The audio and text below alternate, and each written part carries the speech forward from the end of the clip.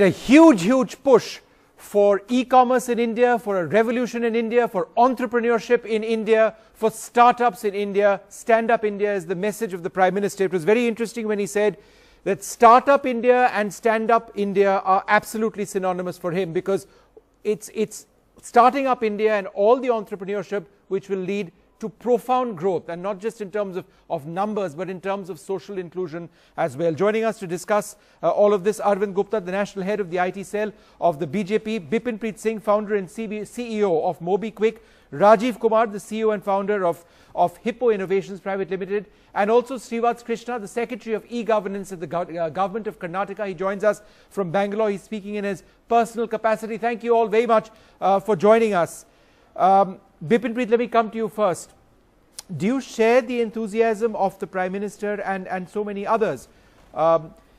It was a day of celebration. There was a lot of rhetoric from the beginning of the day, but he really did steal the thunder at the end of the day when he announced all of these schemes. And the biggest one, perhaps, tax exemptions on capital gains and profits from startups will be tax exempt for a period of 3 years. What does this message send to your sector? Absolutely. You know, I am a founder of a startup. I've been running a startup for the last 5 to 6 years. In the history of the entrepreneurship in India, this is the first time I have seen the government, the Indian government and Prime Minister, no less, coming up and talking about startups. I think all the fact that we are talking about that today in this show, and the fact that there is so much attention on this, that in itself is a huge achievement. Before going into the details, I think that fact itself should be celebrated, and you know, that will make a lot of would-be entrepreneurs, you know, take that decision. That would make capital available more freely, because the sentiment has improved, where the Prime Minister himself is talking about this.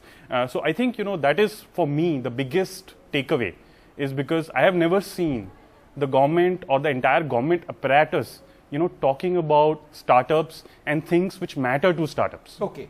Now, Arvind, it's not just about startups and the profitability of certain organizations, and of course that is welcomed, and of course the Prime Minister has encouraged profitability.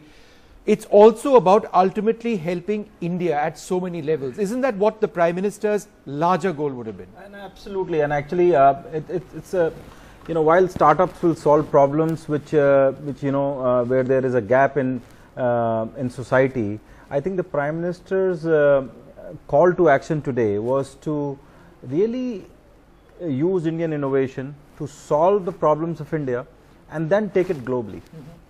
So he mentioned problems of, you know, in areas of health, in problems in area of financial inclusion, problems in areas of, you know, the supply chain, the losses in the post-harvest losses, education, quality education, cyber security. So all societal issues that need to be solved in India by Indian innovators, by Indian entrepreneurs, and he just kick-started this whole thing today. But there is no real quick fix. We need ideas, workable ideas, ideas which would ultimately be profitable, because otherwise entrepreneurs would not have the incentive to do it. So in as much as the Prime Minister hopes that this will take us to the next level, there has to be those ideas that need to come through, companies that need to come through, entrepreneurs that need to come through. Would you agree? I'll come to you, Arvind, in a second. Yeah, completely. And rightly mentioned, there are billion minds we have in India, and if all these minds work in an innovative way, and with the support of government in terms of easy policy and all, so we can really make a huge difference. Arvind, you want to add to that? I want to add to that very simply. See, the entrepreneurs will take over. Once they get the encouragement that my two colleagues over here are talking about, they are best suited to solve some of the problems, because they faced a lot of those problems while growing up. They will take over. Let the entrepreneur take over. Let's create the creators. And that was the theme today. Let's remove the obstacles.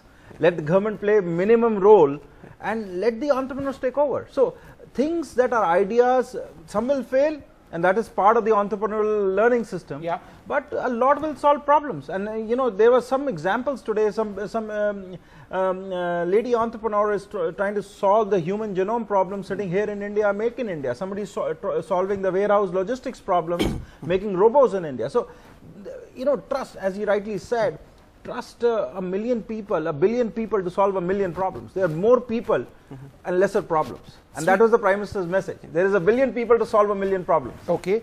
Srivatsa, as somebody who's been associated with e-governance so closely and with several projects, and of course you are here in your personal capacity, there are a couple of clauses which the Prime Minister introduced which I find very interesting. Would you like to tell us why it's important?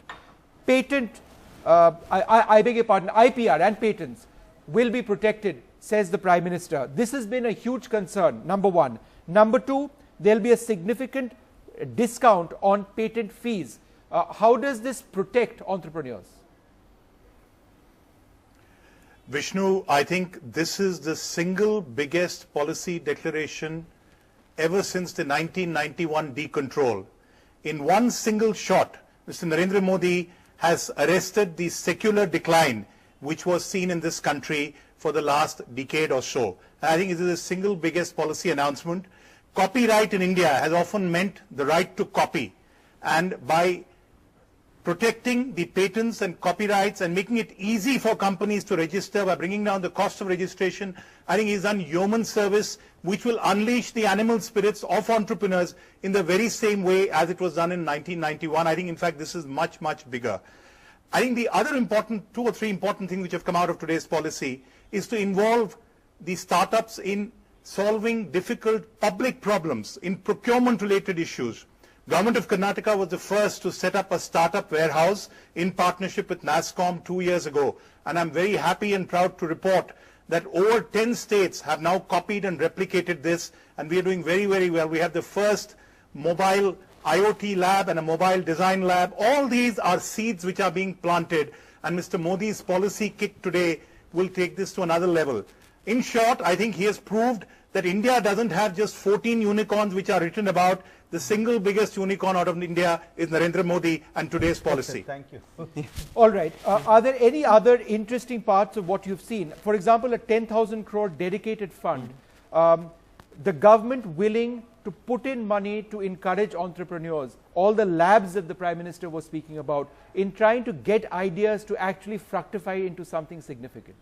I think while that's a great idea, So, I think, from a government's point of view, as Prime Minister Modi said today, we have to tell them what not to do, which is that the government, needs to get out of the, the business of starting businesses and starting startups. And therefore, while 10,000 crore fund is a great announcement, government should not be playing the role of investing in startups. Ultimately, that is the reason it's a fund of funds. Yes. So I must correct there. It's a fund of funds. The government is going to invest in funds which have the competence to make the decisions and can invest better.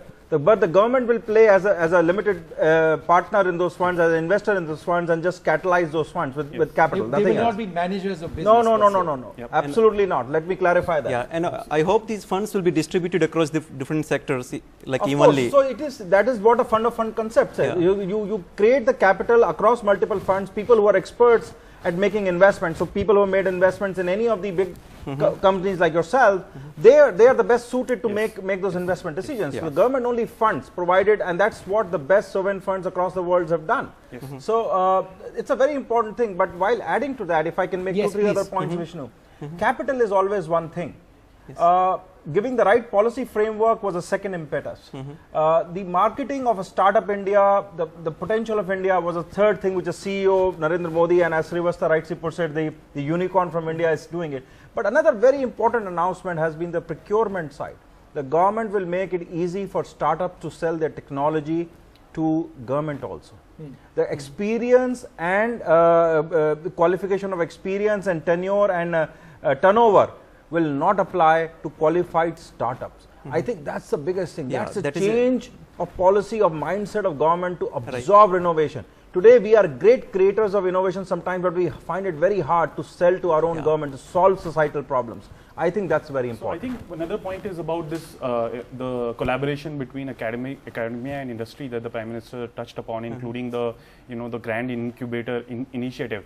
If you see world over, great startups and great startup ecosystems are built in clusters, and they are built in clusters like Silicon Valley, like Beijing, like Israel, and we hope that we can create such clusters in Bangalore as well as in Delhi NCR.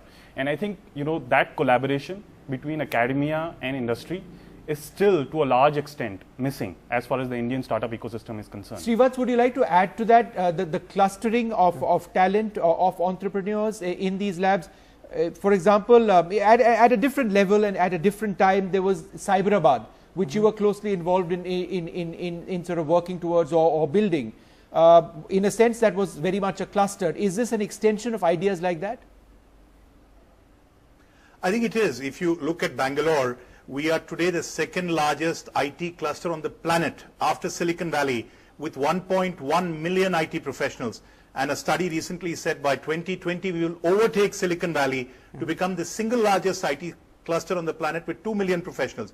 And there's a very close interaction between academia, government and industry in Karnataka, thanks to the impetus taken by the government. The government has been very, very aggressive in this, and these are not, vision groups set up for the sake of it to pay lip service. We have vision groups in IT, in biotech, headed by captains of industry who give us guidance, who tell us where we go wrong, where we are going right. And to just give you one example, along with Professor C.N.R. Rao, Government of Karnataka is working in the Science and Technology Vision Group to improve science and technology infrastructure in colleges, Tier 2, Tier 3 cities. IT Vision Group under Chris Gopalakrishnan is setting up IT incubators, startup incubators in engineering colleges in Tier 2, Tier 3 cities to grab the ideas from there first so that they become feeders to the startup warehouse. So the Defence of India rules, which is the mothership, which is the origin of many of government's rules, is not valid today. I think it's an anachronism of the past, and the one big thing this policy today does sweeps it away completely in the spirit of minimum government and maximum governance. Rajiv, another point which we actually saw coming out in one of those reports is the age of entrepreneurs and young entrepreneurs is 30-35. Yeah. This is very much the future of India if it works at the scale at which India, the Prime Minister wants it to work. This is employment for lakhs of people going forward into the future. This is very much an area which the Prime Minister sees as driving India, economically, socially, at so many levels. But youth is the key part of it. Yeah, I certainly agree. So instead of focusing, when VCs think about startups, they think from a different perspective. When government think about startups, they should think from a different perspective. So government should not think about creating few billionaire entrepreneurs, but should think about creating millions of smaller entrepreneurs who are not working towards maximizing the profit, but working towards innovative ideas for the well-being of the nation.